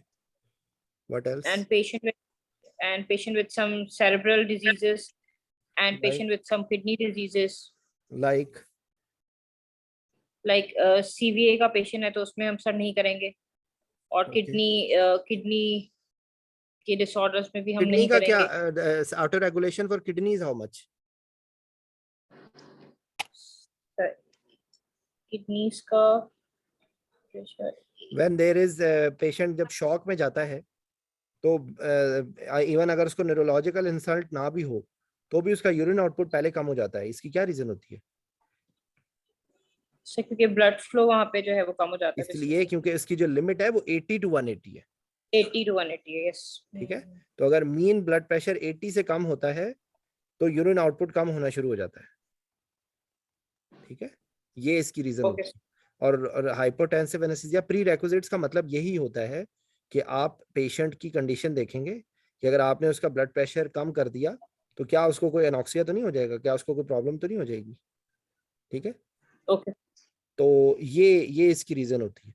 अलावा sir हमें intra arterial blood pressure monitoring रखनी चाहिए. Patient adequately fluid loaded होना चाहिए, dehydration वगैरह ना हो. और आपने इसमें ये बोलना है कि आप उसका एक लिमिट सेट करेंगे कि भाई इस पेशेंट, ये कोई पक्की रीडिंग नहीं है 60. अगर एक पेशेंट है जो क्रॉनिक हाइपरटेंसिव है तो उसके अंदर ये cerebral auto regulation shift will be shifted to the curve will be shifted to the right. तो हो सकता है कि उसकी जो लोअर लिमिट है वो 70 हो. तो उस पेशेंट में अगर उसका ब्लड प्रेशर 200 की रेंज में चल रहा है तो आप उसका ब्लड प्रेशर अगर 4 घंटे की सर्जरी में 70 करेंगे तो वो इन्ना लिल्लाहि व इन्ना इलैहि डायरेक्ट फ्लाइट ले लेगा, वो उसको एनॉक्सिया हो जाएगा. ठीक है. तो ये इसमें चीज होती है. और एक आप इसमें एक और भी काम कर सकते हैं कि you have to monitor the blood pressure at the, you have to zero the blood pressure at the level of tragus to have better control of cerebral perfusion. Okay sir. ठीक है. तो ये चीज है, क्योंकि हाइपोटेंसिव एनेस्थीसिया के ऊपर आपसे सवाल पूछ सकते हैं. What do you mean bye hypotensive anaesthesia, या इसको कंट्रोल हाइपोटेंशन भी कहते हैं. What are the different indication? अच्छा, indications क्या हैं? What are different indications of hypotensive anesthesia?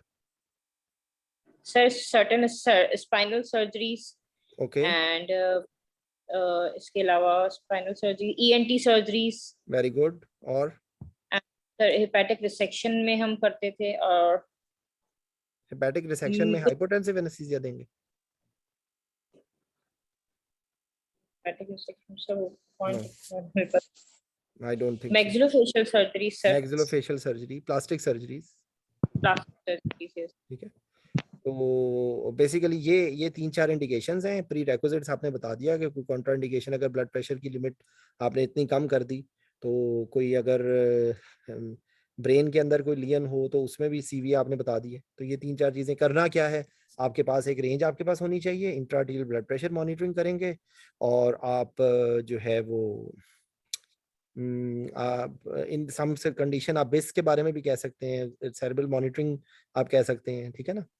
तो बेसिकली उसमें न्यूरोलॉजिकल प्रॉब्लम हो सकती है ना, अगर आपने उसको पेशेंट को आपने इतना ज्यादा आपने हाइपोटेंसिव कर दिया, ठीक है। Yes sir. ओके, एक अगला क्वेश्चन कौन बताएगा? हमाद, कोई सीपीआर तो नहीं कर रहे? सर मुझसे पूछ लें। यस फैसल सिंधु, आप एक 4 साल का बच्चा है, उसको डायग्नोस्ट उसकी एमआरआई करनी है 4 साल के बच्चे का एमआरआई ब्रेन, ठीक है। तो पहली तो बात यह है कि what will be the concerns and how will you manage MRI? Sir पहले तो मैं देखूंगा, पेशेंट को वैलिडेट करूंगा कि पेशेंट का जो अपनी डिसीज वगैरह है वो किस तरह का है। दूसरा मैं ये चेक करूंगा सर कि उसकी इंडिकेशन क्या है हमारे ब्रेन की। वेरी गुड जी। और तीसरा ये देखूंगा कि इमरजेंसी है या कोई इलेक्टिव एमआरआई ब्रेन करना। ये एमआरआई ब्रेन हमेशा इलेक्टिव होगा। और दूसरी बात ये है कि इंडिकेशन आपने जब बता दी है तो उसके अंदर आप ये बता देंगे कि क्या आप सर्जन के साथ डिस्कस करेंगे कि क्या what is the possible aetiology, ठीक है, एक बात। और दूसरी बात ये कि बच्चा, जहां पर भी बच्चे का जिक्र आ जाए तो वहां पर आपने बोल देना है rule out any other congenital anomaly, ठीक है। उसके अंदर कोई और कंजेनिटल एनॉमली तो नहीं है, कोई कार्डिक प्रॉब्लम तो नहीं है, क्योंकि ये चीज आपके इस प्रोसीजर को ज्यादा चैलेंजिंग बना देगी, ठीक है। अगला आपने क्या बोल देना है? Physiological, pharmacological and anatomical considerations of 4 year child. 4 year child, जी सर। ठीक है, अब आगे चलो, यहाँ तक हो गया, आगे चलो। और सर फिर देन सर फिर वो अपने जो सारी इक्विपमेंट वगैरह जो होंगे वो प्रिपेयर करूंगा मैं, और मशीन जो what are MRI concerns related to MRI? Sir जो एमआरआई कंपैटिबल चीजें होती हैं जिसमें मशीन वगैरह और इंस्ट्रूमेंट जो होते हैं, मॉनिटरिंग वगैरह, ये सारी अवेलेबिलिटी चेक करूंगा मैं। और इसके अलावा जो सिलेंडर वगैरह होते हैं और ऐसी जो जो जो वो चीजें अवॉइड करूंगा जो अच्छा, हमारे ये कोशिश ये करनी है कि अब आपने दोबारा वगैरह नहीं बोलना, जी ठीक है, क्योंकि वगैरह आपके बहुत ही बुरा लफ्ज लग रहा है ये। दूसरी बात ये कि आप इक्विपमेंट के लफ्ज में ये सारी चीजें कवर कर सकते हैं कि all the equipment necessary for giving anaesthesia should be MRI compatible. ये इस जुमले में सारा कुछ खत्म हो गया, ठीक है। और तो लिमिटेड एक्सेस नहीं होती पेशेंट में। जी। और क्या होता है? तो लिमिटेड एक्सेस होती है, और क्या कहते हैं, जो ये बच्चा है तो बच्चे से रिलेटेड कोई खास चीज होती है एमआरआई सूट में? स्पाज्म वगैरह में चले जाते हैं अगर कोई। नहीं, वो तो किसी भी जगह जा सकता है। नहीं, बच्चों के रिलेटेड यहाँ पर एमआरआई सूट इरिटेबिलिटी। नहीं, वो तो आपने उसको एनेस्थीसिया दे दिया ना। जी। तो इरिटेबिलिटी तो यहाँ पे नहीं होगी। आप इसके अंदर हाइपोथर्मिया वगैरह, हाइपोथर्मिया का इशू होता है। और यहाँ पर क्योंकि नॉर्मली तो आप इनहेलेशनल इंडक्शन कर लेते हैं, यहाँ पर आप कैसे करेंगे? सर सेडेशन देंगे, टीबा चलाएंगे। नहीं, मतलब एनेस्थीसिया मशीन होगी तो उससे तो आप कंडक्ट कर सकते हैं, लेकिन आपके लिए चैलेंजिंग सिचुएशन है ना। आपको you may need to anaesthetise the patient somewhere else and then bring the patient to MRI suite. This is one of option, ठीक है। there may be induction room outside MRI suite. You will induce the patient there and then you will bring inside. तो जो यहाँ concerns है MRI के specific, आपने एक तो बोल दिया MRI compatible, anesthesia equipment, breathing circuit, everything should be MRI compatible, this is number 1. Number 2 hypothermia. Number 3 वैसे यहाँ इसके लिए नहीं होगा लेकिन नॉइज का इशू है. फिर उसके बाद यहाँ पर जो MRI की मशीन के अंदर कोई चीज ऐसी होती है जो बहुत तबाही मचा सकती है. सर इसकी जो मैग्नेटिक वो होती है, वेव्स होती हैं. मैग्नेटिक वेव से क्या होगा एनेस्थीसिया एक लोगों को? अट्रैक्ट अपनी तरफ पुल करेंगी. तो वहां पर जितने सारे लोग हैं वो पुल हो जाते हैं MRI सर मशीन वो में? जो नहीं नहीं, ये चीजें नहीं है. मेटल आपने अपने- कोई नहीं आने देना, कोई भी MRI. ये लेकिन मैटर यहाँ पे अपने पास कुछ बेसिकली चीज रखनी है. ये कुछ और चीज है. क्या MRI सूट के अंदर स्पेसिफिक ऑक्सीजन सेंसर लगे हुए होने चाहिए और क्यों? बाहर लगे हुए MRI मशीन जहाँ पे लगी हुई है ना, उसके बाहर एक बहुत जबरदस्त किस्म का ऑक्सीजन सेंसर लगा हुआ होना चाहिए. Yes, sir. क्यों? बताने दो उसको ज़िशान, 1 मिनट. जो MRI की मशीन होती है ना, वो अगर मैल फंक्शन करे तो उसके अंदर से बहुत सीवियर किस्म की हीलियम लॉस होता है. इस मशीन को ठंडा रखने के लिए हीलियम डाली जाती है. ठीक है. ठीक. तो अगर मैल फंक्शन हो तो हीलियम सडनली वहां पे हो जाएगी और तमाम लोग हाइपोक्सिक हो जाएंगे. ठीक. समझ आई? तो इसलिए वहां पर जी, सर. ऑक्सीजन अलार्म होता है कि जैसे ही अगर ऑक्सीजन की कंसंट्रेशन जो एयर वाली है उससे कम हो गई तो अलार्म बजना शुरू हो जाएगा. ठीक है. तो हाइपोथर्मिया, Sir, क्योंकि अक्सर औकात एनेस्थेटिस्ट भी बाहर होते हैं रूम के, आप बाहर से देख रहे होते हैं तो इसलिए पता भी नहीं चलेगा सिवाय आपको अलार्म पता के. भी नहीं चलेगा. ठीक है. तो बहरहाल मतलब ये नहीं कि limited access, MRI compatibility, hypothermia, noise, oxygen failure, ये long lines, hypoxia. Long line, आपको लॉन्ग लाइंस की जरूरत होगी. आप मेक श्योर करें. और फिर छोटा बच्चा है, लंबी स्पेशल लंबी मॉनिटरिंग लाइंस हैं लाइंस. और आपने फ्लूइड भी कैलकुलेटेड देना है. तो ये आपके लिए एक चैलेंजिंग चीज हो जाएगी ना. और ECG लीड्स हैं वो भी MR कंपैटिबल होती हैं. आम ECG लीड्स में वो बर्न अगर कर आपने जाएंगी. पल्स ऑक्सीमीटर नॉर्मल लगा दिया तो उस बच्चे को बर्न हो जाएगा. ठीक है. जी जी. तो आपने ये सारे कंसर्न होंगे. तो आप इसके स्टार्ट में अगर इसको रिवाइज करें तो आप कहेंगे कि आपने 4 साल का बच्चा है तो इसके अंदर challenging pharmacological, physiological, anatomical considerations होती हैं जिसकी वजह से आपको एनेस्थीसिया को कैलकुलेट करके देना पड़ता है. इक्विपमेंट डिफरेंट होता है, दवाइयाँ डिफरेंट होती हैं, ये बात होती है. फिर IV लाइंस की प्रॉब्लम होती है, एंजोलिसिस की प्रॉब्लम होती है. अब आपने बच्चे को कर दिया शुरू और उससे पहले आपने ये बताना है कि पेशेंट की क्यों हो रही है. इसमें हो सकता है कि न्यूरोमस्कुलर प्रॉब्लम हो. तो अगर न्यूरोमस्कुलर प्रॉब्लम सस्पेक्ट कर रहे हैं तो आप उसके अंदर मसल रिलैक्सेंट नहीं दे सकते. ठीक है. अगर उसके अंदर आपने कहना है कि भाई इस पेशेंट को कोई कंजेनिटल एनोमली तो नहीं है, तो आपने इतना जुमला बोल दिया कि कोई कंजेनिटल एनोमली, कोई कार्डिक प्रॉब्लम तो नहीं है.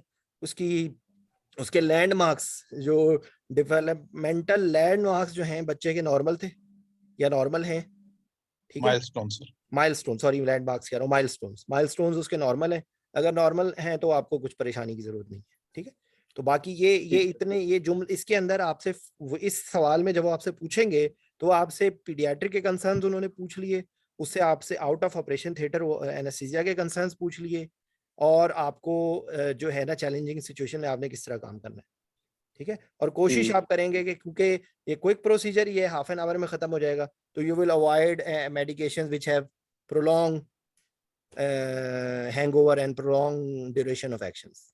ठीक है. बाकी सब पेशेंट की पोस्ट ऑप केयर सब लाइक अ नॉर्मल पेशेंट होगी कि पेशेंट को आप पोस्ट ऑपरेटिव केयर में शिफ्ट करेंगे, मॉनिटर करेंगे और जब वो डिस्चार्ज क्राइटेरिया को फिल करेगा तो आप उसको डिस्चार्ज करेंगे.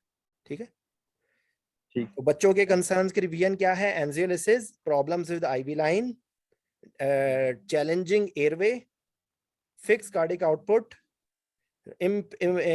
relatively immature kidneys, liver, okay, high volume of distribution, high blood volume per kg weight. ठीक है. ये जनरल कंसर्न्स है. अब आप अगर 10 साल का बच्चा होगा तो उसके अंदर किडनीज मैच्योर नहीं होंगे. 2 साल में किडनीज बिल्कुल ठीक हो जाते हैं. ठीक है. तो ये आपने एज के साथ साथ आपको, इसलिए एज आपको पता होना चाहिए कि प्री मेच्योर से लेके एडल्ट तक क्या चेंज होती है. ठीक है.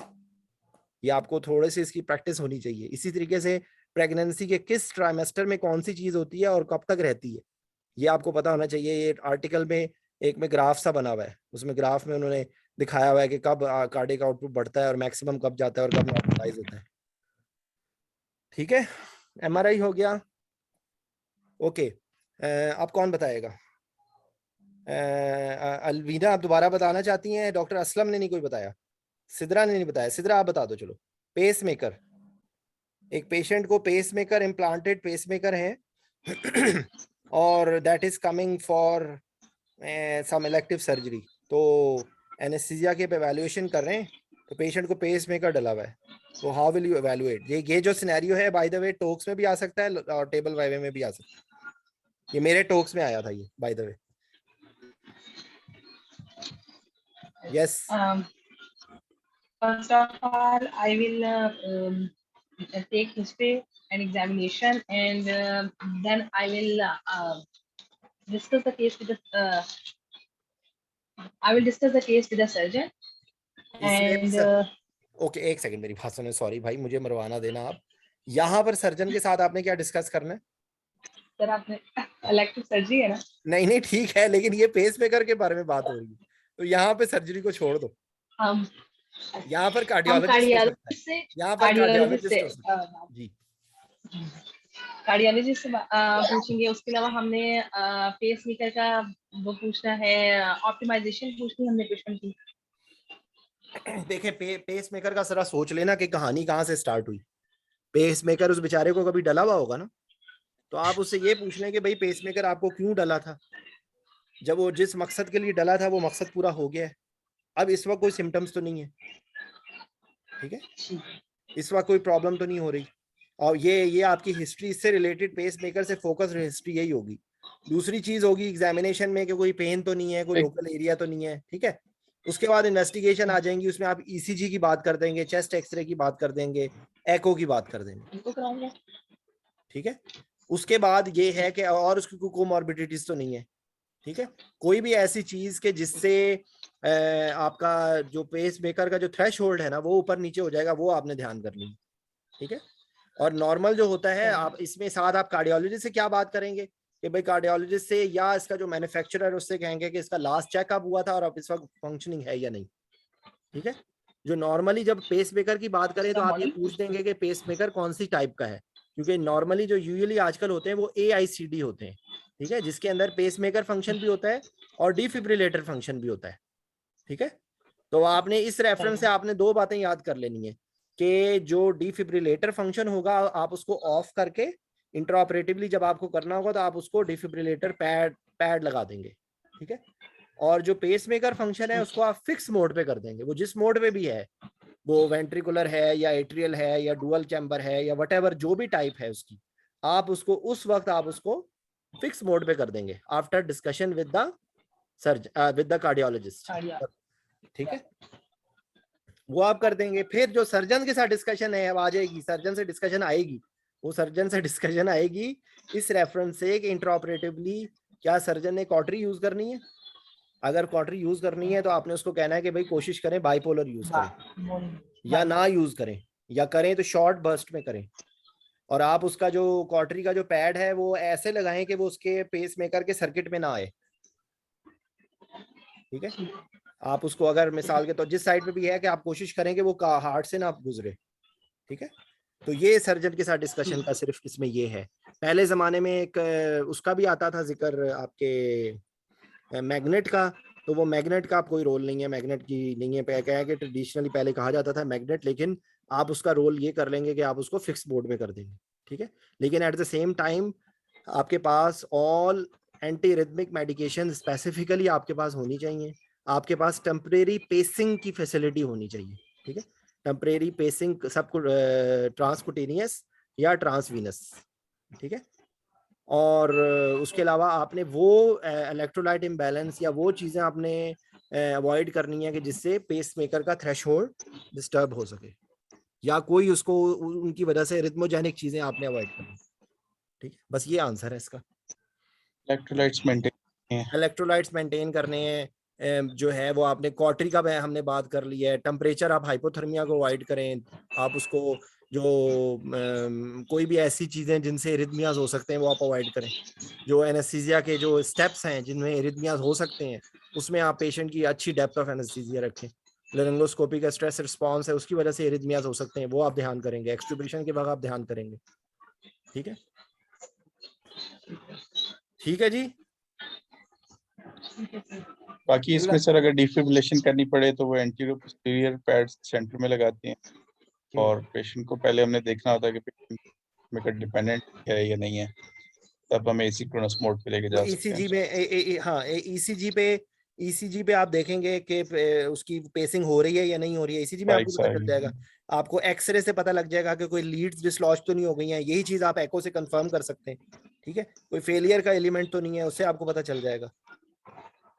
ठीक है, पेस मेकर के बारे में यही सवाल है। एमआरआई पेशेंट के की हिस्ट्री में भी सर उससे पूछ सकते हैं कि अगर एआईसीडी डलिंग तो उसको कभी शॉक फील हुआ है, कि शॉक हुआ है तो फिर वो हाँ ठीक लास्ट है, वो टाइम ये स्पेसिफिकली इतनी डिटेल में ना भी जाएं तो भी आप बचत हो जाएगी। आप ये पूछ लें कि भाई जिस पर्पस के लिए डला था, जो सिम्टम्स थे, क्या पेसमेकर के बाद वो सिम्टम्स दूर हो गए? सिनकपी अब तो नहीं हुई? अब पैल्पिटेशन बहुत ज्यादा तो नहीं फील होती? ये आपकी इतनी हिस्ट्री के क्वेश्चंस काफी हैं। और हो सकता है उसको बेस लाइन कोई और चीज हो जिसकी वजह से उसको कार्डियक प्रॉब्लम होगी, वो कोई भी हो सकती है। ठीक है, तो अच्छा जनाब, उसके बाद इसी से रिलेटेड अलवीना आप बताओ। एक पेशेंट है, उसको जो है ना इलेक्टिव कार्डियोवर्जन करनी है पेशेंट को। इलेक्ट्रिकल कार्डियोवर्जन, क्या केमिकल कार्डियोवर्जन भी होती है? What do you mean by chemical cardioversion? Yes Alvina.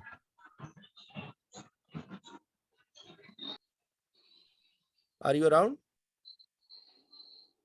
Okay, आप बता दो जिशान। सर माइट्रोन वगैरह होते हैं, ये कार्डियो केमिकल कार्डियोवर्जन जो कहते हैं। ठीक है जी जी। आप जी जिशान बताओ, आपने हैंड रेस किया।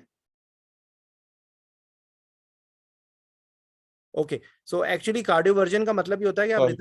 रिदम को जी ऑप्टिमाइज सर, कर रहे हैं। ठीक है, तो इट मे बी हो गया था sir. Chemical cardioversion, it may be electrical cardioversion. ठीक है, यस सर।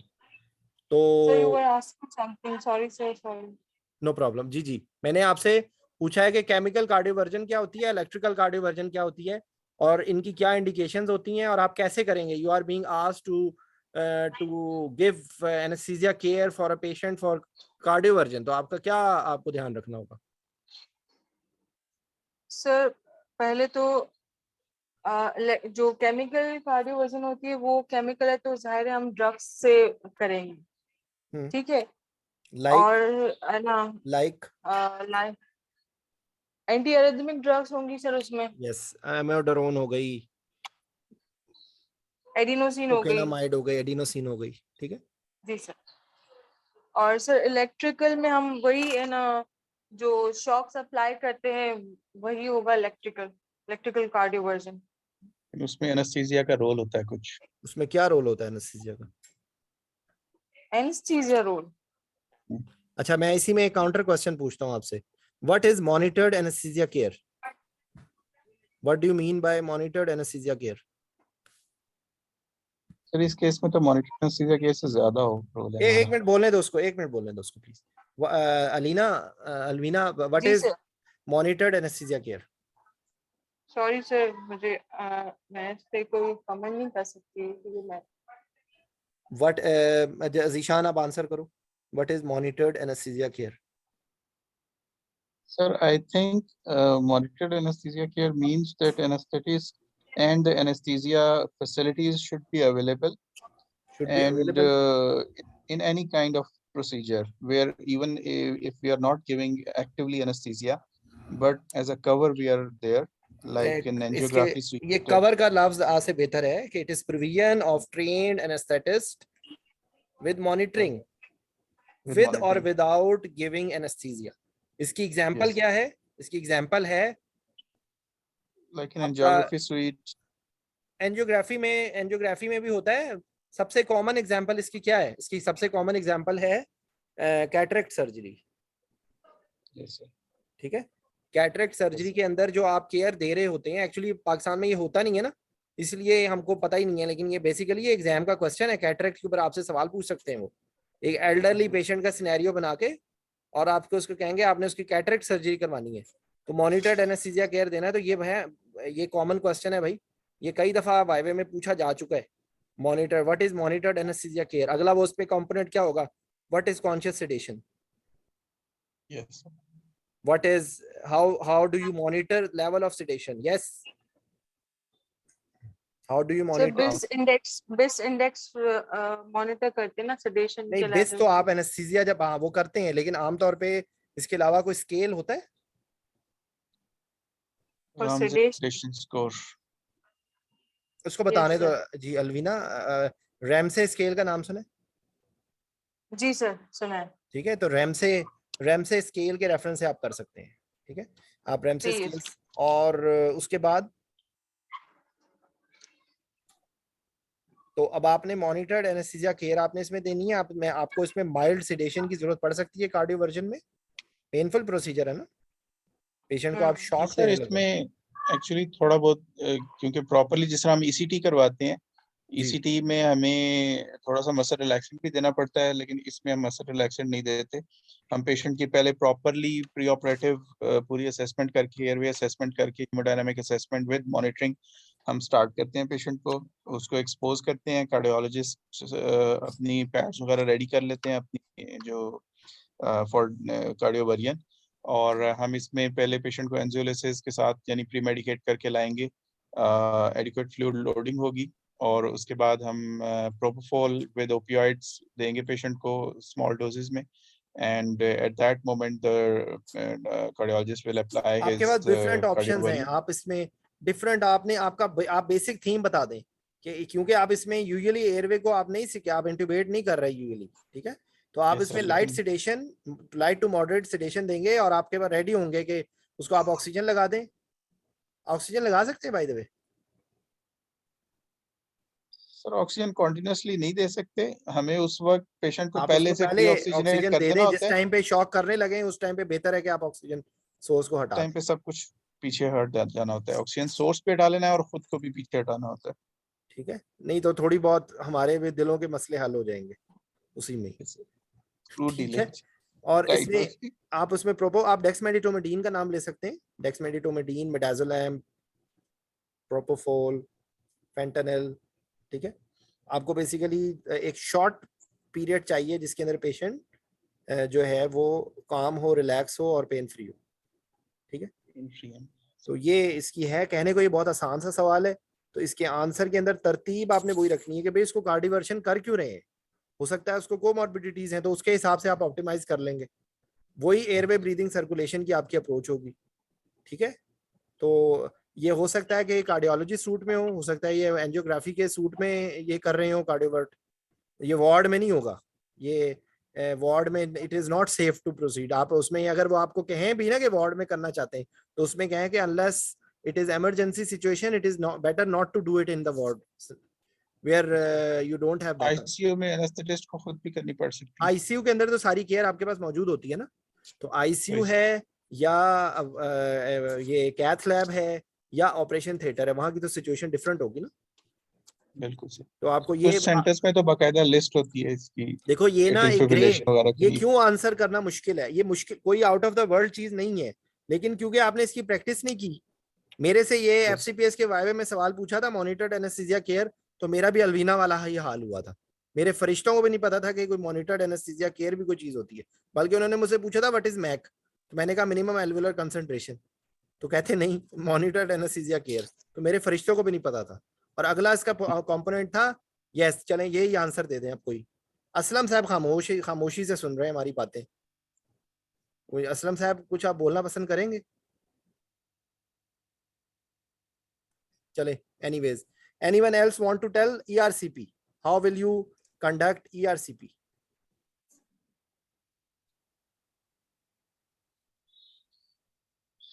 सर ईआरसीपी ये भी क्योंकि आउट ऑफ ओआर एनेस्थीसिया होता है, तो इसमें सबसे Not पहले हमारे पास एक necessarily. Train, Not necessarily. Not necessarily. मतलब आप पहले जनरली जो इसको देखो ना, अब आपने ये जुमला Yes, sir. बोल दिया कि ये आउट ऑफ ओआर होता है, नहीं, आउट ऑफ ओआर हो It सकता है। अगर ये सिर्फ कोई Right. डायग्नोस्टिक के लिए कर रहे हैं, ERCP के जरिए तो स्टोन भी रिमूवल करते हैं। बिल्कुल सर। तो इसलिए आपने ये पहले जुमले में अगर आपने ये बोल दिया ना, तो आपने एग्जामिनर को फुल टॉस दे दी है, ठीक है। तो वो आप इसमें ये बोलें कि you will be evaluating why you are doing ERCP, it may be diagnostic, it may be therapeutic, and what is the status of the patient.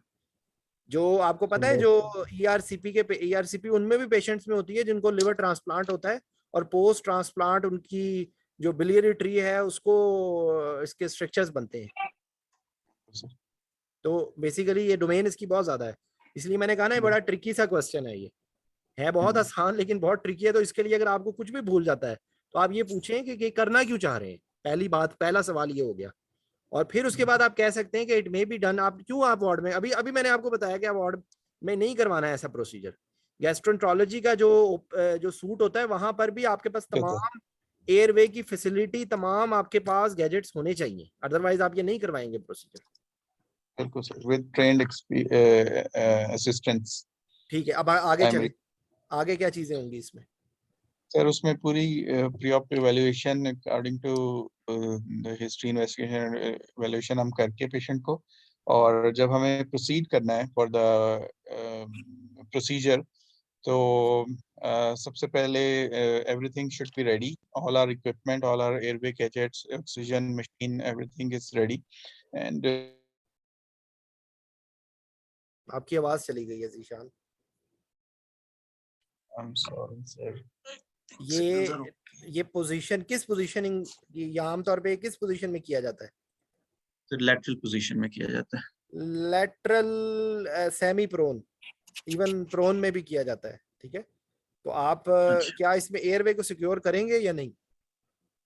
Yes sir, airway has to be secured. Airway has to be secured, ठीक है ना।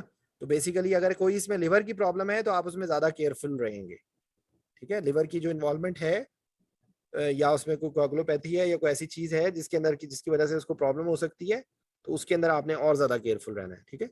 तो वही आप surgeon के साथ discuss करेंगे, what is their plan, what they want to do, what position they want, lateral to semi lateral. Exactly वो लैटरल नहीं होती, वो भी सेमी प्रोन ही होती है। तो या वो प्रोन में करते हैं या सेमी प्रोन में करते हैं, ठीक है।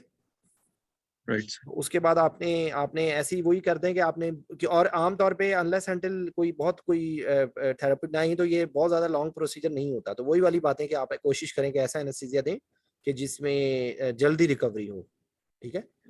और दूसरे ये कि क्योंकि उन्होंने ट्यूब डालनी है, अपना एंडोस्कोप डालना है, तो आप इसमें बाइट ब्लॉक डालते हैं। तो बाइट ब्लॉक से रिलेटेड प्रॉब्लम्स हो सकती है, ट्यूब किंक हो सकती है, जो है वो इंजरी टू एरिया, मतलब वो डालते हुए, बाइट ब्लॉक डालते हुए प्रॉब्लम हो सकती है, ठीक है। तो बाइट सर इसमें ट्यूब डालनी जरूरी है? देखो, आपने इसमें यही बात बोलना है कि if you have any doubt, वो जो स्पेशल मास्क होते हैं, if you have any doubt, it is better to secure the airway. इस पे आपको कोई फेल नहीं करेगा, ठीक है। if the surgeon is experienced and procedure is expected to be quick, then you can take a chance, but you have to be ready for any unwanted event.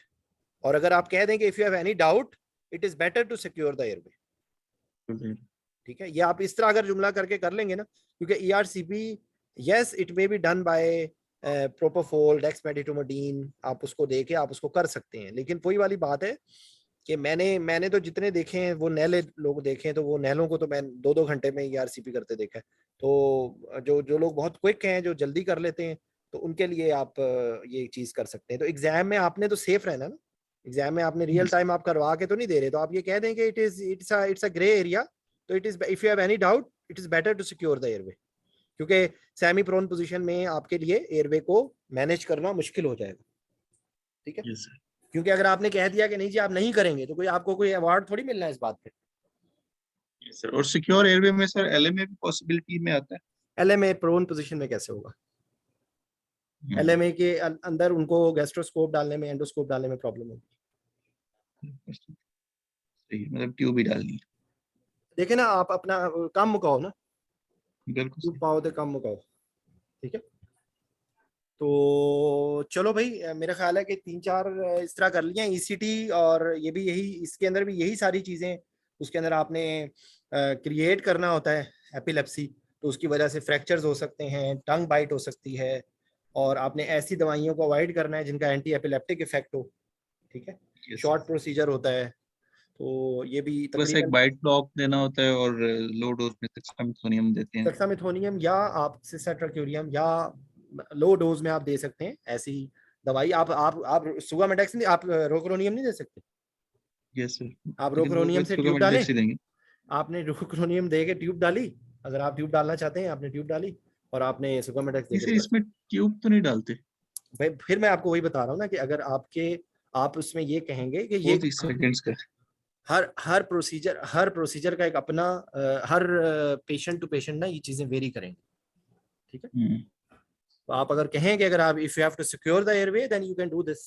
Dexamethasonium you are just giving transiently to avoid fracture, to avoid aggressive muscle movement. even इसमें fractures हो सकते हैं, इसके अंदर joint की dislocations हो सकती है। ठीक है, चलो इंशाल्लाह फिर 3 बजे कल 3 PM।